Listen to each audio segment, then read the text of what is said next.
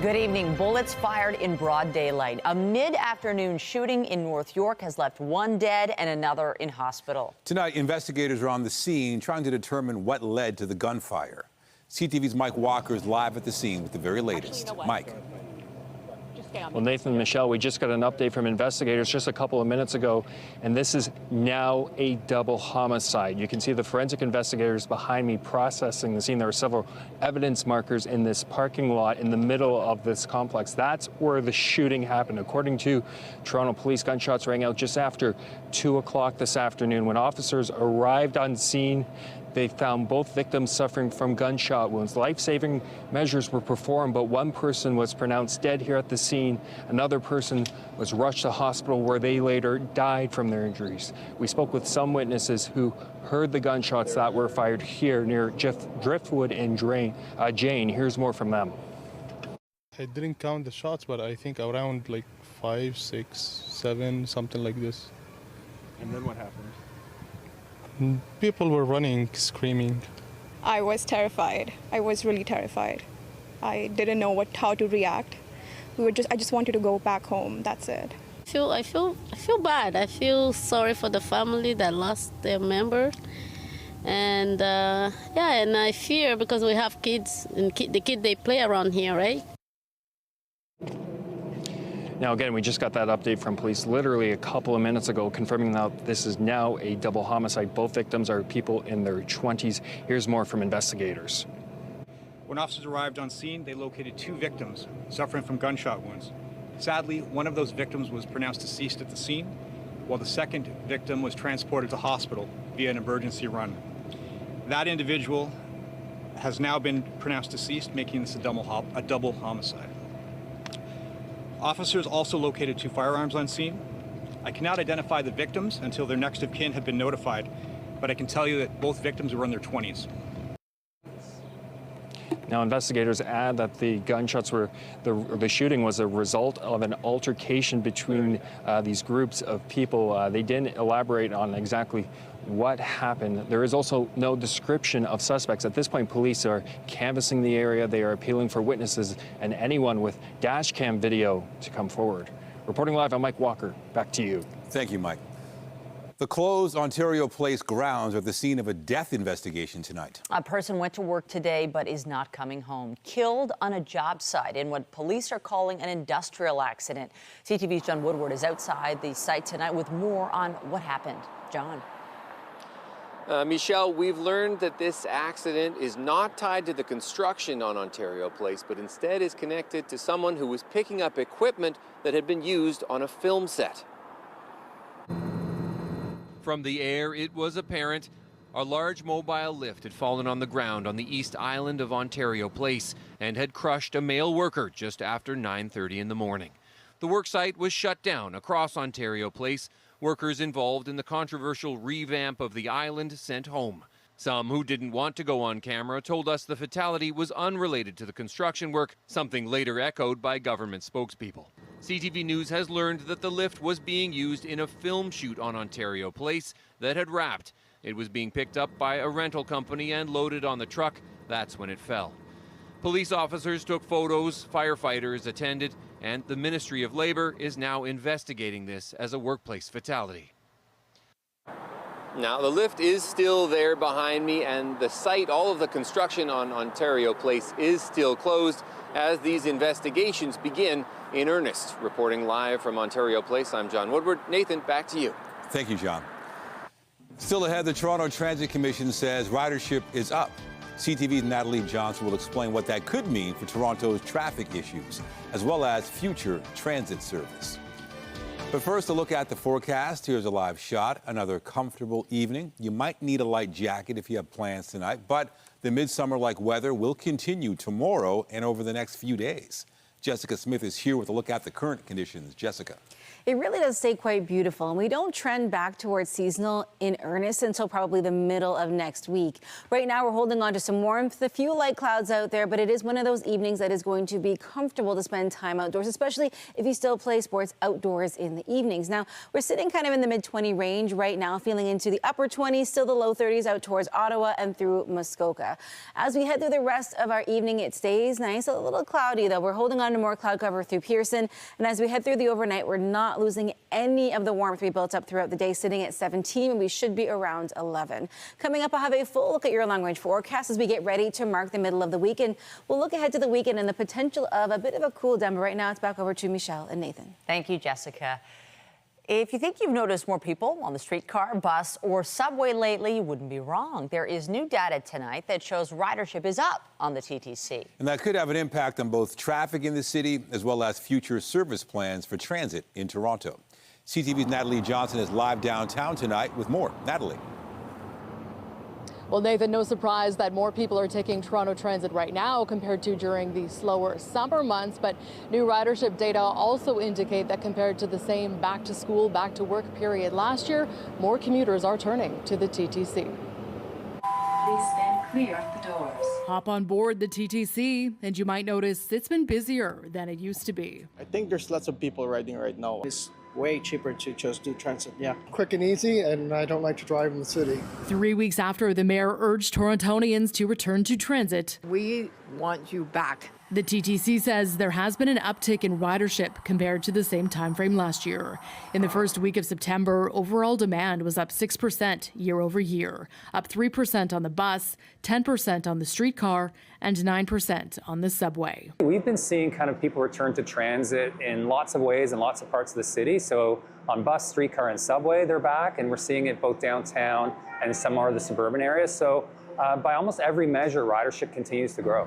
The year-over-year increase comes in the context of a growing shift away from fully remote work, more days in the office, and more congestion in the core.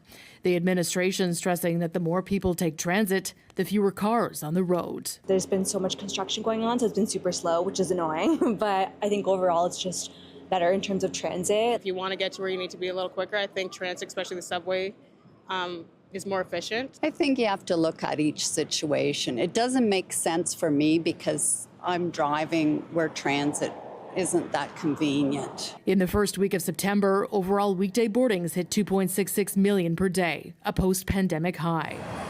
TTC service levels now restored to 97% of pre-pandemic levels. The thing with transit is when you invest more and people come back to it, which we're seeing and we want to see more of, it does then call on you to add more service and invest more. And so that cycle works both ways.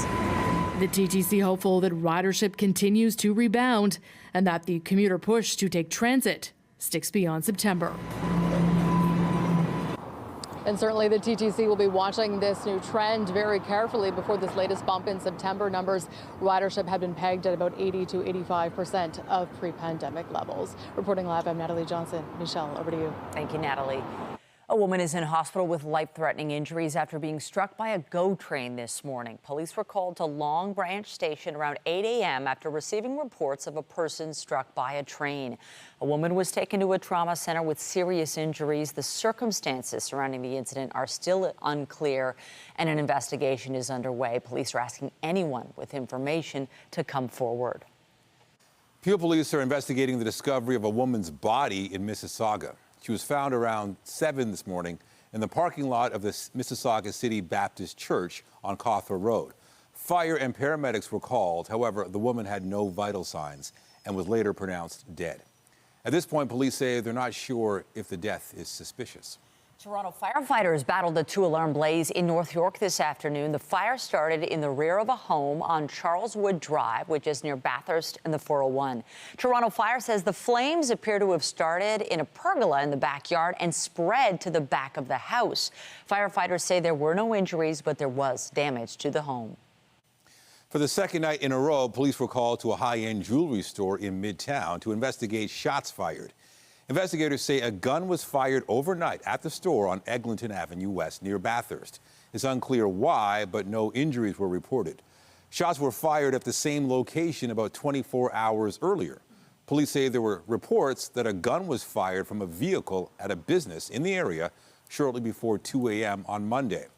No injuries were reported in that incident. Toronto police have arrested a man they say was present at the time of a homicide in July. 2 people were killed, 2 others are in hospital following the incident in the Midland and Ellesmere area. Police allege a man who was there pulled a gun which was used to return fire at the suspects. Christopher Kane of Toronto faces a number of gun-related charges. Still ahead, he's a music mogul now facing serious federal charges. The latest on Sean Diddy Combs, who was arrested last night and appeared in court earlier today. An emotional appeal was made today for the province to reverse its plans to close safe injection sites. CTV's Queen's Park Bureau Chief Siobhan Morris has the details. Closing it down is going to kill a lot of people. They're going to die. It's going to be a crisis. Tears of anguish over a decision that those who've used supervised drug consumption sites and those who support them believe is a death sentence. For the sons, for the daughters whose lives have been hijacked by mental illness, trauma, and addiction, the underhoused and the marginalized. 244 faith leaders from across Ontario have signed a letter addressed to the Premier and Minister of Health. They're pleading for a reversal of the plan to close 10 of 17 centers close to schools or daycares, stressing that faith is about leading with love. And we who are standing on this stage and those who have signed this letter believe that harms reduction is a way that we show and demonstrate that love. They worry addicts will be forced to use in public. The danger of needles on the street will only get worse. There should be a clear and supportive policy that makes it understandable that people are seen as human beings. A spokesperson for the Minister of Health says the government's taking action to keep communities safe and support the recovery of those struggling with addiction. Consumption sites can apply to transition to care hubs without drug use and needle exchanges, something faith leaders want the Premier to understand is needed. If facts and figures and science and data have all failed, perhaps we have a chance to reach his humanity. Jennifer Hare describes herself as an addict of 30 years, 2 years clean, a milestone the supports and care of the Kensington Supervised Consumption Site played a big role in. It's so hard to untangle, but if you get things done and it helps you feel good, and then you start to feel better about yourself and start not using. Faith leaders are considering how best to help addicts if the government doesn't reverse course, with signs letting them know where naloxone can be found, potentially joining lawsuits, maybe even opening an unsanctioned consumption site. Siobhan Morris, CTV News. Encouraging economic news today. Canada's inflation rate hit the Bank of Canada's 2% target in August, slowing to a level not seen since early 2021. The cooling annual inflation rate is down from 2.5% the previous month. Stats Canada says the decrease can be attributed in part to lower gas prices. Clothing and footwear prices also declined on a month-over-month basis. Mission accomplished. So we're back to the target here that the Bank of Canada was looking for. We will likely continue to see these low inflation rate numbers over the course of the fall. There's no imminent big increases that we're likely to see over the course of the fall. Now it's become increasingly clear that interest rates are too high. And so we've got 2 more Bank of Canada decisions over the course of this fall. I think it's almost certain at this point that we'll see a rate cut in both of those. Meanwhile, a CIBC senior economist says the data suggests inflation is no longer threatening and the central bank should focus on stimulating the economy again. Toronto's inflation rate in August was 2.7%. Ontario was at 2.1%. We know the results of 2 crucial by-election races, and their outcomes could set the stage for the next federal elections. The Liberals lost another stronghold while the New Democrats held on to theirs. CTV's Mike Lecouture reports. The Liberal loss is being met with disappointment from cabinet ministers, and it seems they're already turning their attention to the next big fight. The big thing is to make sure that Canadians understand that the choice they get to make in the next election about the kind of country we are really matters, and that's the work we're going to continue to do. That was the theme as ministers faced the cameras after yet another by-election loss in a Liberal stronghold. Toronto, St. Paul's at the start of the summer, and now in Montreal, which has been a red fortress. It's very typical for folks to send a message to the government in a by-election, and we are certainly listening and we'll be digesting the responses. And we hear them, I hear them. And we need to do more to address the question of affordability. But some strategists contend the Liberals are missing the real lesson from these results. There's an unmistakable message from voters, which is that they're looking elsewhere. And so the question for Liberals really is, are you going to implement any changes? Because if nothing changes, why would you expect something to change? Things didn't change in Winnipeg last night, with the NDP holding on to the Elmwood-Transcona riding, despite a challenge from the Conservatives. We can be Conservatives. We can stop Conservative cuts, and Canadians need to know that. The Bloc Québécois took the Montreal riding after a tight three-way race. The win gives the Separatist Party some momentum. But if polls hold, Yves-François Blanchet isn't interested in replacing the Liberal government with Conservatives. They say basically the same thing. So what's the point of replacing one person that does not work for Quebecers by another person that will not work for Quebecers? In the meantime, let's grab something. Now, how soon we could have a general election is anyone's guess in a minority parliament, but at least one Liberal minister is predicting it'll be later than earlier in 2025. Mike Lecouteur, CTV News, Ottawa. Tensions on Parliament Hill spilled outside today when someone was heard hurling an insult at NDP leader Jagmeet Singh. Will you vote a non-confidence tonight if it came up? Want to say something? What? Want to say something? You say nothing? What does it mean? That? You got something to say? I didn't say corrupt. But I said, what you said? No, I did not say that. Who said it? Somebody behind me said that. Was it me? Was it you? No. You sure? If it was me, I'd admit it, buddy. Afterwards, the NDP put out a statement. It alleged a large group outside Parliament has been harassing people, including their staff. The statement adds that Jagmeet Singh does not tolerate bullies and does not condone violence. He is a musical superstar who is tonight facing serious federal charges. Sean Combs, also known as Diddy, was arrested last night and charged with sex trafficking and racketeering. Today, he appeared in court. CTV's Joy Malbin has the details. After being investigated over the last year, Sean Combs, known as Diddy, was arrested last night and taken into custody. The man who built a music empire, now charged with racketeering, sex trafficking, and transportation to engage in prostitution. Combs allegedly planned and controlled the sex performances, which he called freak-offs, and often involved a variety of narcotics, such as ketamine, ecstasy, and GHB, which Combs distributed to the victims to keep them obedient and compliant. The indictment alleges Combs orchestrated sex acts and recorded them, that he punched, kicked, and threatened dozens of victims to keep them quiet, using his businesses, staff, and influence in the music industry to hide the abuse. The indictment also refers to this hotel surveillance video from 2016, seeming to show Combs attacking his girlfriend, singer Cassie Ventura. She sued him, the case was settled, and Combs apologized. I mean, I hit rock bottom, but I make no excuses. My behavior on that video is inexcusable. Combs offered to post a $50 million bond, but prosecutors want him held in custody until his trial, calling him dangerous and a flight risk. He's not guilty. He's innocent of these charges. I'm going to fight like hell to get him released, and he should be released with all that he's done and coming here voluntarily. Joy Malbin, CTV News, Washington. In the Middle East, pagers used by the militant group Hezbollah exploded almost simultaneously today, killing at least 9 people. An 8-year-old girl was among the casualties. Officials say about 2,700 other people were injured in Lebanon and Syria. Hezbollah and the Lebanese government blamed Israel for what appeared to be a sophisticated remote attack. The Israeli military declined to comment. The incidents took place amid heightened violence between Israel and the militants. They've been engaged in frequent cross-border attacks since the Gaza war began.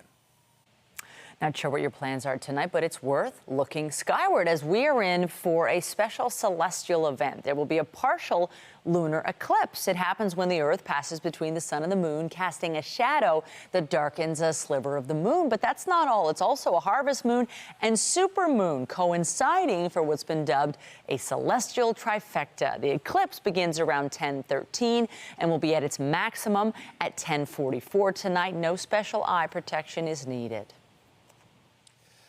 Coming up, it's a first in Canadian lottery history. $80 million up for grabs in tonight's Lotto Max draw, prompting a whole lot of dreaming.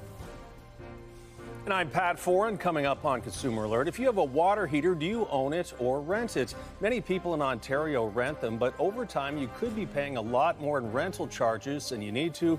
We look at the pros and cons. That story is just ahead.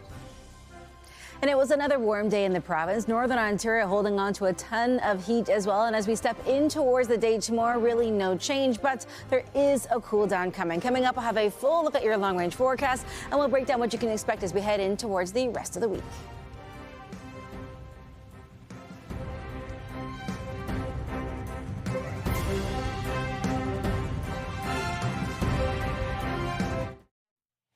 If you own a home, chances are you have a water heater. And in Ontario, many people rent their water heaters instead of owning them. Companies say that renting equipment comes with peace of mind, but over time it will cost you more than buying it outright. Here's Pat Foran and Consumer Alert. Pat. Thanks, Michelle and Nathan. Water heaters are reliable, need little to no maintenance, and last 15 years or more, but many people rent them anyways. A man decided to stop renting his water heater and was shocked at how much it would cost to get out of the contract. James Alves of Etobicoke is now on a fixed income and decided he no longer wanted to pay a monthly rental fee for his water heater. It was just costing too much money, and after 8 years, I figured I had paid enough in rental fees for the hot water tank. Alves says over the past 8 years, he paid more than $4,000 in rental fees. He was shocked to be told to end his contract would cost him an additional payment of more than $1,000. For something that I could buy now for about $1,200, they would have charged about $4,500 in total. It's ridiculous. When he complained to Enercare, they reduced the buyout price by $250. A spokesperson for Enercare told CTV News, "Our rental contract includes the option to customers to purchase the equipment to end a contract. As a valued and long-standing customer, a goodwill credit was already applied to his account to reduce the purchase price." Once you buy one, you don't have to pay that monthly rental anymore. No, once you buy that, you own it. In many parts of Canada, homeowners own their water tanks, but in Ontario, people have become used to renting them even though they don't have to. A lot of people who are in the rental market have been in the rental market and then they move in and they already have a rental tank. So they just continue on with their monthly payment. There are electric and natural gas models. Power vent and tankless options will cost more. A basic water heater is about $800 to purchase and another $800 to install, but prices will vary depending on your situation. $1,500, probably about $2,200, and you have your own water heater that you will get installed. We'll go in and take out the old one and put in the new. Alves says in the future he'll always own his water tank and never plans to rent one again. It's had no service calls, nothing on it, and they want me to pay basically almost the cost of another new one for an 8-year-old tank. And some companies are also trying to get homeowners to rent their furnaces and air conditioners. There may not be an upfront cost, but you could pay 3 to 4 times more for the equipment over the life of the contracts. On your side, I'm Pat Foran.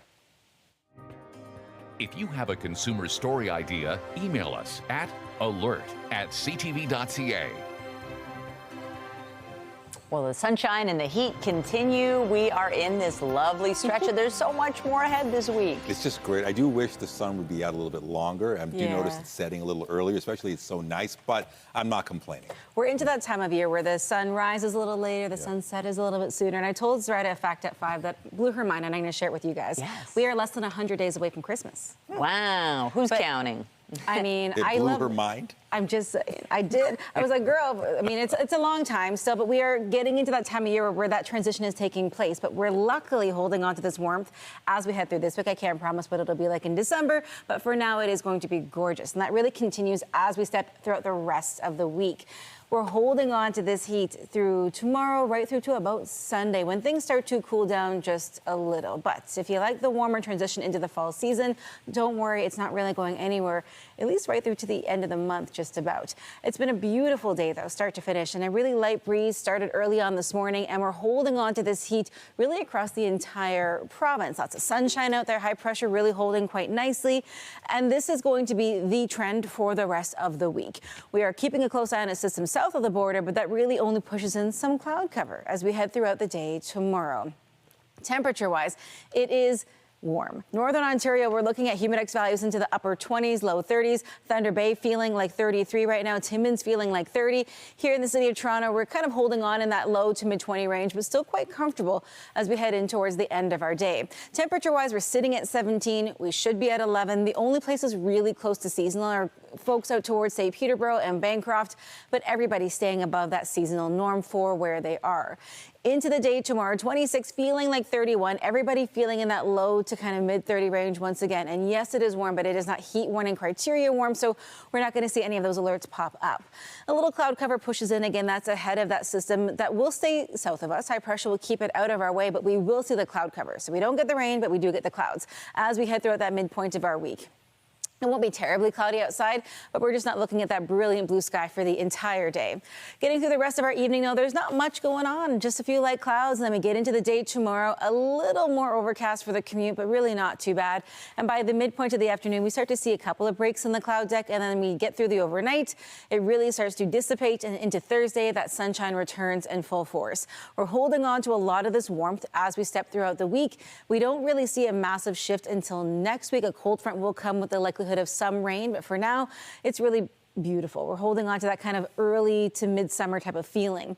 Humidex values still into the 30s as we head throughout our Wednesday. Our Thursday will kind of start to cool down just a little as we head in towards Friday and Saturday, but overall it is stunning. Another really beautiful weekend. Getting into Sunday, we see that fall transition take place as we head through the fall equinox, and then we do watch for a little bit of rain, likely late in the day Monday into our Tuesday as the cold front sweeps across the entire province, but really and truly it just brings us back down to a more seasonal mark. So it's not terrible as we get throughout the rest of the week, but I'm really enjoying the warmth. I know some people like the cooler weather, but that is coming eventually. I'll send it back to you guys. All right. Thank you, Jessica. Thanks. Also tonight, a controversial screening goes ahead at the TIFF Lightbox today after being postponed over safety concerns, the continued protests, and you'll hear from the filmmaker herself.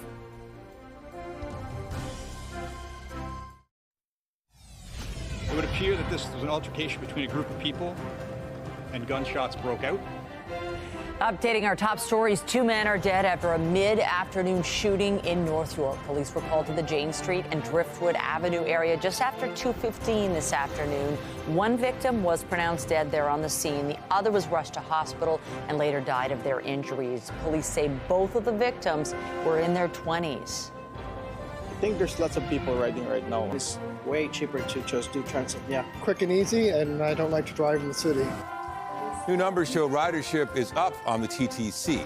The growth may be due to a growing shift away from people working from home. The mayor has called for people to embrace transit to get more cars off the road and help ease congestion.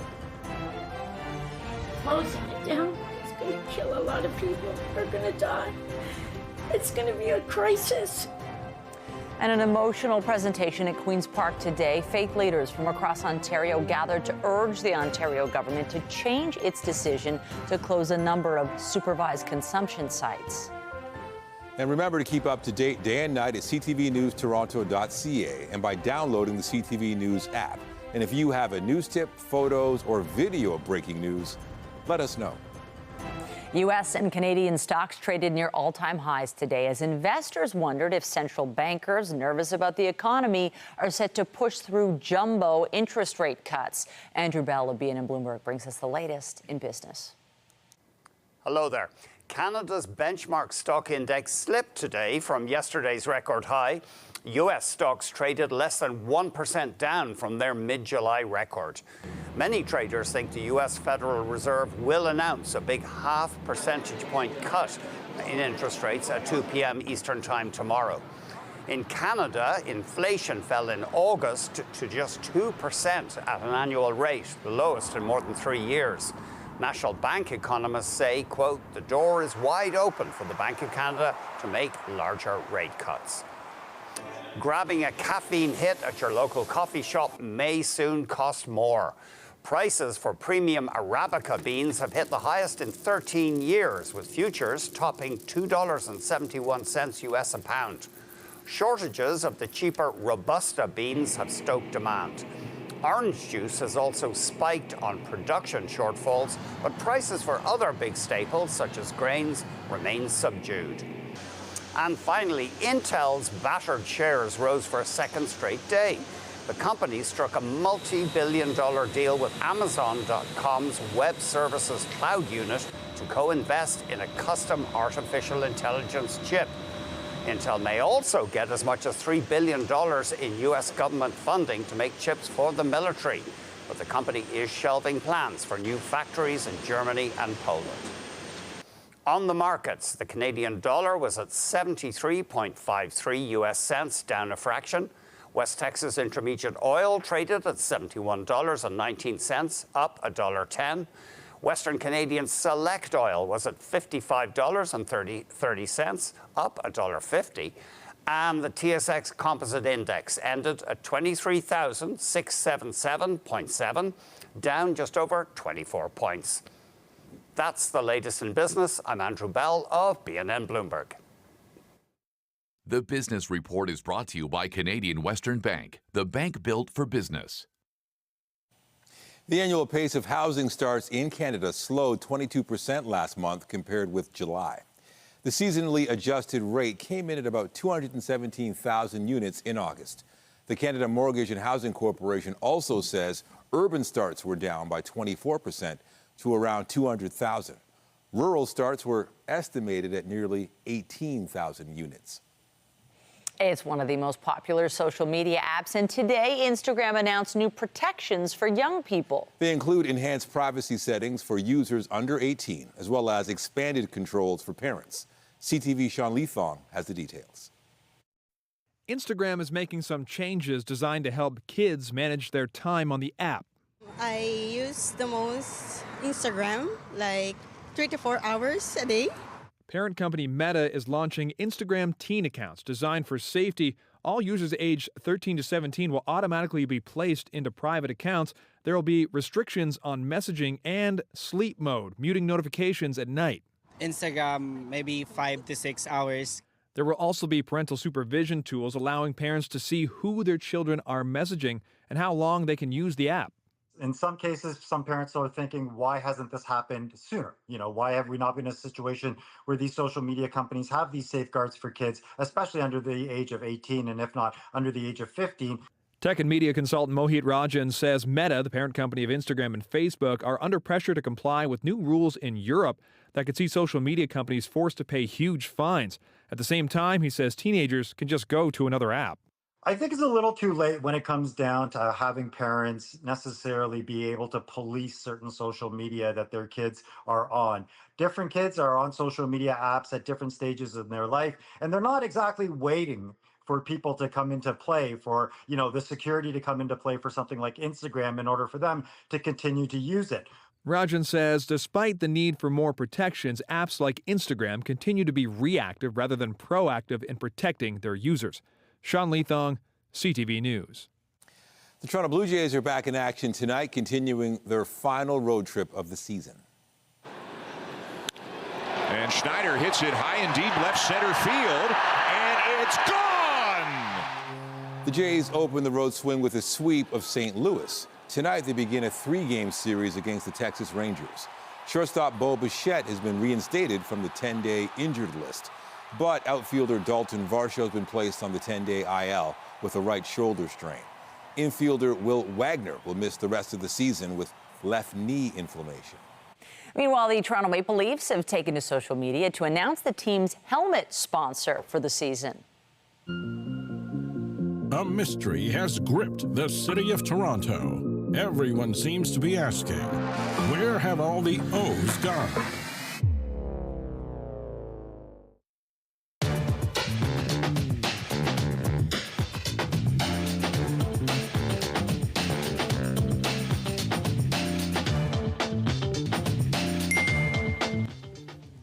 And there it is. The Oreo cookie logo will debut Sunday when Toronto opens their preseason against Ottawa at Scotiabank Arena.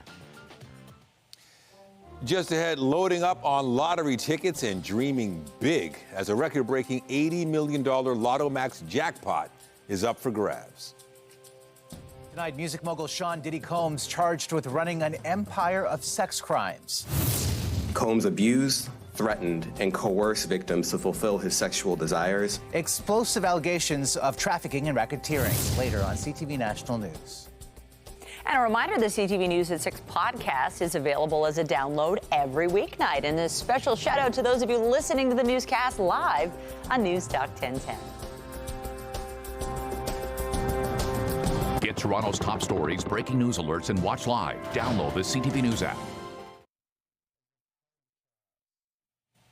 It's the largest lottery jackpot in Canadian history, and it is up for grabs tonight. An $80 million prize could go to one lucky ticket holder. And as CTV's Rahim Ladani found out, people have no shortage of ideas on how they'd spend it. Tonight is the night. You can feel the optimism growing with each ticket purchased, and everyone has an $80 million dream. I've prayed to the winning gods. And maybe trying to help a lot of poor people.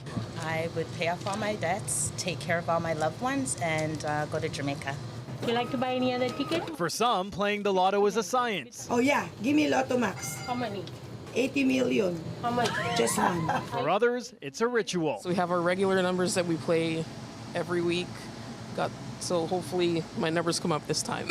Experts say that strategy won't change your odds of winning, but could actually increase the likelihood of you splitting the pot with others. Don't pick numbers which could correspond to birthdays, and try not to pick numbers all in a row because maybe lots of people are picking them. The Lotto Max jackpot is up to a record $80 million after the cap increased earlier this month. The OLG says the odds of hitting a perfect 7-number match are 1 in 33,294,800. If you pick someone just at random on the street, it's about 8 times more likely that that person will one day be the Prime Minister of Canada than it is that you're going to win that jackpot.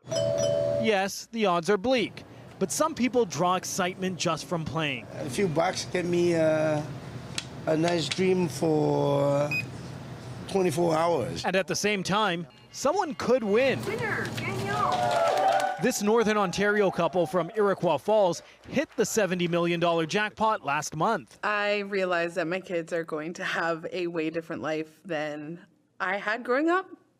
And that's the part that makes me most emotional, is because my kids are set and they will never have to wonder about anything. And it's that feeling that makes it fun to dream, what if? While the odds to win the lottery may be slim, how about this statistic? The last 6 Lotto Max jackpots have all come from tickets bought in Ontario this year. And tonight could be lucky number 7. Rahim Ladani, CTV News. I like that trend. Who needs 80 mil? We've got the lottery jackpot that we've won this week. Come on. I'll take both. It is going to be a winning forecast. If you like a warm fall, it has been above seasonal, not record-breaking, but it has been so beautiful over the past few days, and the trend really continues right through to the end of the week. If you do have outdoor plans, it is going to stay nice into this evening, and really, it doesn't cool down, at least towards seasonal, until towards the end of the week. As we head through the rest of our night, if you do have some outdoor plans, it's really nice out there. A few light clouds, but overall fantastic. I know we're watching for super moons and whatnot. It'll be a little cloudy out there, but overall, I think you'll still have an all right chance. We're sitting at 22. It feels like 25, and we're still really toasty as we head in towards the end of our day. As we step in towards the official start of the fall season on Sunday, it's a slow but steady decline as far as temperatures go, but at least it's just back towards seasonal. The next chance for active weather is late Monday into Tuesday. Still not too bad. Thank you, Jess. That is it for us, but be sure to join Omar Satchadina tonight at 11 for CTV National News, followed by Zoraida Allman with our next local newscast at 11:30. In the meantime, our coverage continues anytime on CP24 and at ctvnewstoronto.ca. For Jessica Smith and the whole team here at CTV News, thanks for watching and have a wonderful evening. Ta-da! Ta-da! And I'm just like, what do I do?